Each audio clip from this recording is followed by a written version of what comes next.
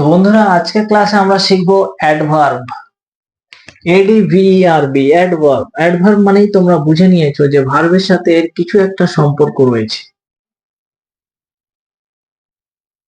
Adverb মানে আমরা কি জানি বাংলায়, যে শব্দ দ্বারা ক্রিয়াপদের দোষ, গুণ, সংখ্যা, অবস্থান বোঝায় বা বিশ্লেষণ করে তাকে আমরা অ্যাডভার্ব বা ক্রিয়া বিশেষণ বাংলাতে বলি। তাহলে অ্যাডভার্ব কি? তাহলে adverb is a word that modifies the verb. Adverb কিন্তু বন্ধুরা 8 প্রকার বা 8 ভাগে বিভক্ত। কিন্তু অনেক ছাত্রছাত্রীরা এই 8 প্রকার বা 8 ভাগে বিভক্ত এই কথা শুনেই কিন্তু তারা ঘাবড়ে যায় বা মুখস্থ করতে চায় না। তো চলো, এর জন্য আমি একটা সিম্পল ওয়ার্ড একটা বলবো, সেই ওয়ার্ড দ্বারা আমরা কিন্তু এই অ্যাডভার্বকে মনে রাখতে পারি।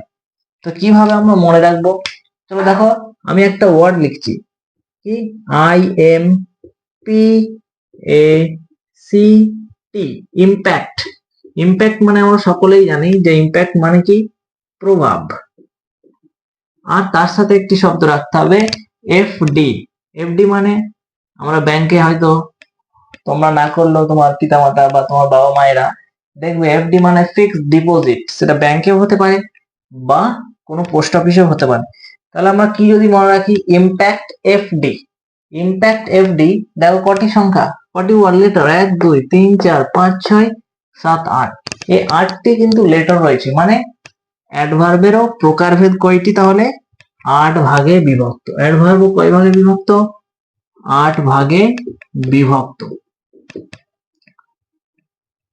তাহলে আই ফর কি হবে? তো বন্ধুরা দেখো, আমি একটি ছকের মাধ্যমে এটা ডায়াগ্রাম এঁকে দিই যাতে করে ভিডিওটা দীর্ঘায়িত না হয়।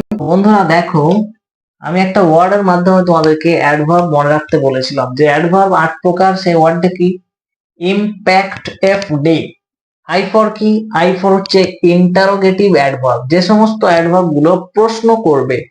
এম ফর কি? অ্যাডভার্ব অফ ম্যানর, যে সমস্ত অ্যাডভার্ব গুলো কোনো সেন্টেন্সের ধরন বোঝাবে বা রূপ বোঝাবে। পি ফর কি? অ্যাডভার্ব অফ প্লেস, যে সমস্ত অ্যাডভার্ব গুলো কি করবে? জায়গা বা স্থানের কে ইঙ্গিত করবে। এ ফর কি? Adverb of affirmation or negation, যে সমস্ত অ্যাডভার্ব গুলো কি করবে? হ্যাঁ বা না সূচক সম্মতি প্রকাশ করবে। সি ফর কি বন্ধুরা? Adverb of cause or effect, যে সমস্ত অ্যাডভার্ব গুলো কারণ এবং ফলাফল করবে। দেখো, টি ফর কি? অ্যাডভার্ব অফ টাইম, যে সমস্ত অ্যাডভার্ব গুলো সময় সূচক হবে। এফ ফর কি? অ্যাডভার্ব অফ ফ্রিকোয়েন্সি, যে সমস্ত অ্যাডভার্ব গুলো বারংবার কাজ প্রকাশ করতে ব্যবহার করা হবে। ডি ফর কি? Adverb of degree or quantity, যে সমস্ত অ্যাডভার্ব গুলো কোনো পরিমাণ বোঝাতে ব্যবহার করা হবে সে হচ্ছে কি? অ্যাডভার্ব অফ ডিগ্রি বা অর কোয়ান্টিটি। তো দেখো বন্ধুরা, আমি কিন্তু প্রত্যেকটার প্রথম বা ইনিশিয়াল লেটার গুলো নিয়েছি।